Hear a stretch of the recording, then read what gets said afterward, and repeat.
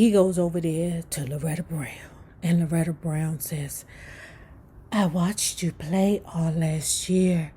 I think I'm your biggest fan. And then they get up while Smokey Robinson's still playing in the background. Ooh, baby, baby. They slow grinding. They damn near having sex with clothes on. Oh, my life,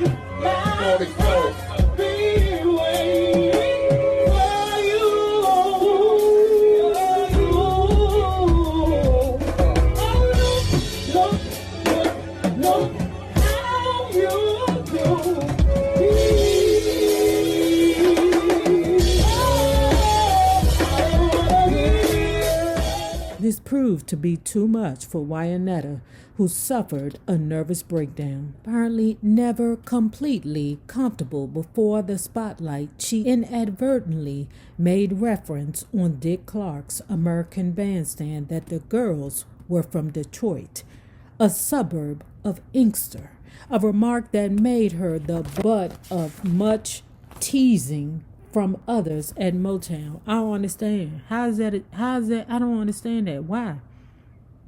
That's like, is it a suburb event? I don't know. Like, I don't get that. So what?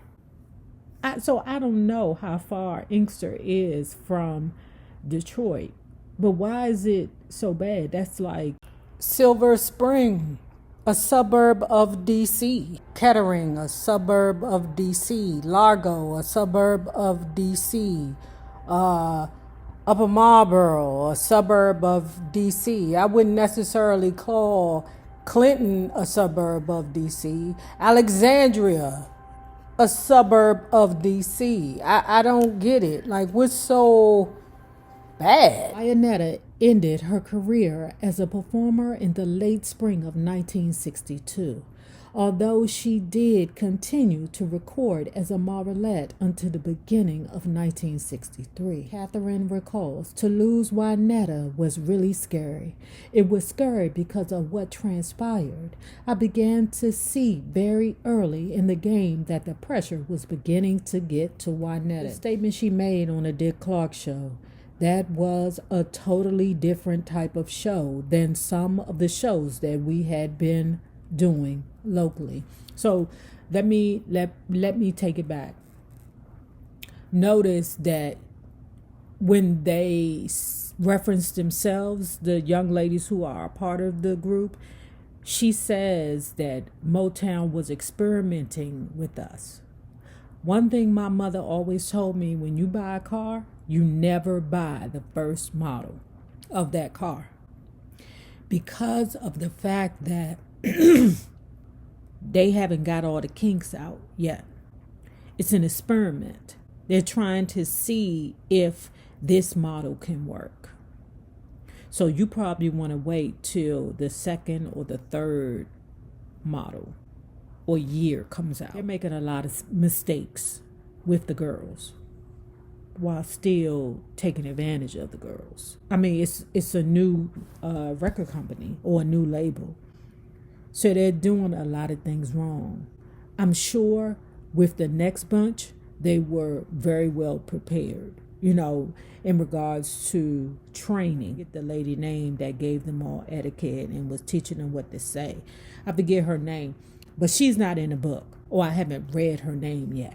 So the young lady saying something incorrect is because Motown haven't gotten out all the kinks yet. They still working on the first model. As we know, the Supremes was the next model, the best model, the new and improved model. The statement she made on the Dick Clark show, that was a totally different type of show than some of the shows that we had been doing locally. It was very early in our career, and anybody can make a mistake. I think overall it was blown totally out of proportion. She said we were from Detroit, a suburb of Inkster, which I'm sure it was totally a mistake. But when someone asks you a question right then and there, We were new to the business and everybody can't think on his or her toes. That was totally an honest mistake. When she decided to respond to the particular question, which I think he had put the microphone more or less right in her face, you have to think on your toes right then and there. You don't always have time to think, even though on any given day you know exactly where you're from. She could have been extremely nervous. We had done the local TV things in Detroit, but then here again, that was home. This was among your friends and some of your peers. American Bandstand was in Philadelphia. This was a national network, not a local one. Sometimes when you say things, you can think things and something else comes out your mouth. I am lost as hell, y'all. What is the problem? Somebody from Inkster tell me, Inkster is not a suburb of Detroit. I mean, you find the main city, and then you do a suburb. And then you do the cities around the main city, like Baltimore. You got Catonsville. Catonsville is a suburb of Baltimore.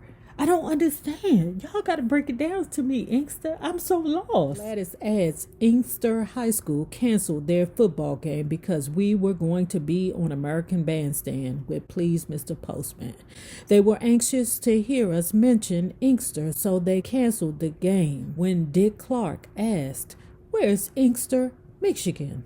Wanetta, instead of saying Inkster is 30 miles outside of Detroit, said Detroit is 30 miles outside of Inkster, which still meant the same thing. She took it to heart because she knew those kids were waiting to hear the name Inkster. That put Wanetta on a rocky road, and she took it to heart. We said it was just a mistake, and everyone laughed it off, but she didn't look at it like that. She looked at it as if it was the biggest mistake she ever made, which I'm sure she knows now that it wasn't. Goddamn. It was rumored that she wouldn't have had the mental breakdown had she not been with the Marvelettes, and that hurt me. That really hurt me. A scapegoat was needed for allowing Wanetta to be thrust into the entertainment field, and a perfect one was found in Mrs. Sharpley, the student council advisor at Inkster High School, who was responsible for securing the girls an audition at Motown. I know you fucking lying. That lady ain't do shit wrong. She just was trying to help them girls. She recalls after Wanetta left the group because of the pressure and being away from home so much, I was blamed for pushing her into an arena that she shouldn't have been pushed into. Wait a minute, pause. Her mother ain't signed the paperwork? Or was Wanetta one of the girls who already graduated? I'm confused. Didn't her? No, because everybody under 21 had to get permission from their parents. The only one who ain't have a parent was Wanda. So Wanetta, parents said, okay, here go my signature. Go on, take the bitch. In the summer of 1962, the Marvelettes followed Playboy with Beachwood 4, 5, 7, 8, 9. Y'all know I love that song. I love that song. Picture it. It's Cooley High. Dorothy is having her quarter party. Everybody dancing, having a good time. Loretta Brown sitting on the goddamn couch. She got a boyfriend. I think his name is Tyrone. It's always some nigga named Tyrone with a black eye walking around. So anyway, Loretta Brown is sitting on the couch. Everybody dancing to Beachwood 4, 5, 7, 8, 9. Now Cochise is checking out Loretta Brown. Hey, he goes over there to, I forget her name, but anyway, he goes over to her, the DJ lady, I need you to put on something slow. Of course, it's my, ooh, baby, baby. The DJ girl thinking that Cochise wanna slow drag with her. Answer no. Okay? So he just kissed her on the cheek and say, thank you, baby. Don't forget, he had that girl in the corner somewhere in the hallway, halfway naked, hunching or freak nasty or whatever it was, belly rubbing. So anyway, he goes over there to Loretta Brown. And Loretta Brown says, I watched you play all last year. I think I'm your biggest fan. And then they get up while Smokey Robinson's still playing in the background. Ooh, baby, baby. They slow grinding. They damn near having sex with clothes on. And then Tyrone come through the door. And the whole scene up, the record scratch and everything. And then they end up breaking the brake front. For us that don't know what that is, a brake front is a china cabinet. All I know is that song was jamming and I loved it. In fact, Cooley High is the movie that introduced me to most of the Motown music that I know. But anyway, let's get past it. In the summer of 1962, the Marvelettes followed Playboy with Beachwood 45789. Gladys sang lead on this chirpy tune where her character expresses a desire to date a particular guy. She'd like to get to know him better, so if he wants to dance with her or ask her for a date, he's more than welcome to at any time. Thus, she gives him her phone number. God damn it, isn't that the scene right there? Isn't that the whole scene of what I just told you with Cochise and Loretta Brown? The tune was written by Marvin Gaye shortly before. I know you fucking lying. I know Marvin Gaye did not write Beachwood 45789. Bitch! You lying. The tune was written by Marvin Gaye shortly before the release of his first hit single, Stubborn Kind of Fellow. I know you. Mickey Stevenson and Berry Gordy's brother, George Stevenson, handled Beachwood's drum Latin production.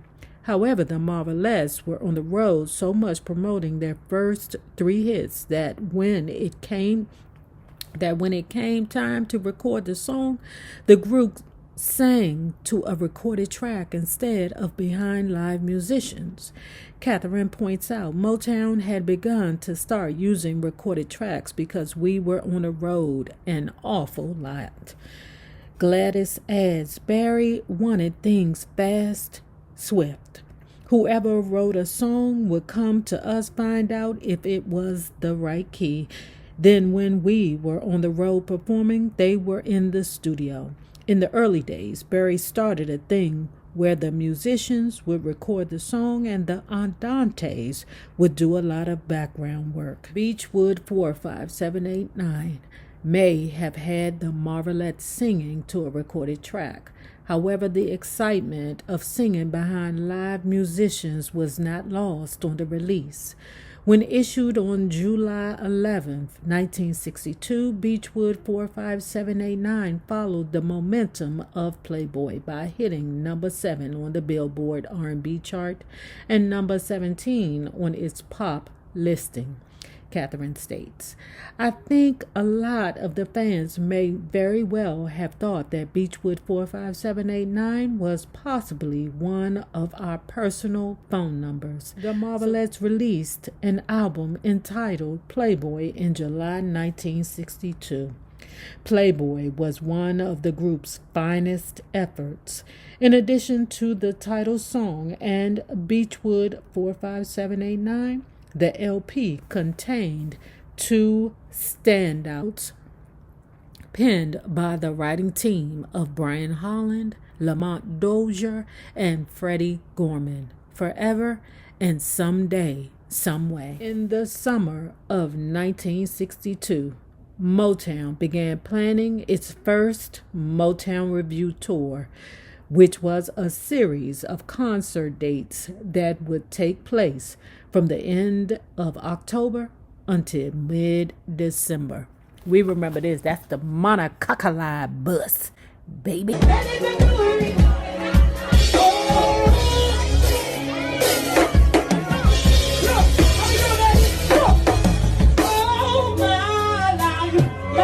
gotta go.